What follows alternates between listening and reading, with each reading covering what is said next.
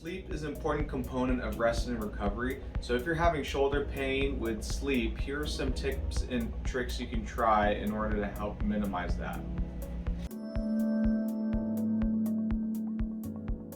If you're a back sleeper, here's one thing you can try. If you're on your back here, laying on your back, having a pillow underneath the arm here to support the shoulder while sleeping can be beneficial.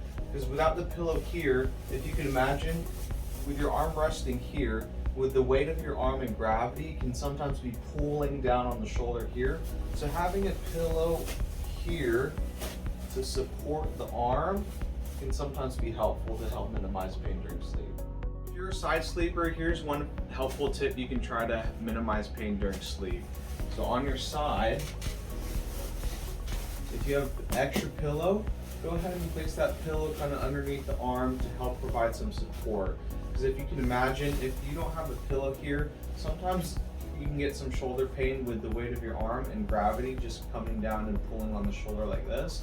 So having a pillow here can help provide additional support to help minimize pain during sleep. Hopefully you learned some helpful tips from our previous videos in terms of different ways to stretch the shoulder, different ways to strengthen the shoulder. But as I mentioned in the intro, the shoulder joint is such a complex joint that there's so many different issues that can be going on inside of it. So if you're still dealing with pain today, physical therapy can be a good solution for you. All our contact info is in the description below, so feel free to reach out to us so that we can help you take the next steps in addressing your shoulder pain.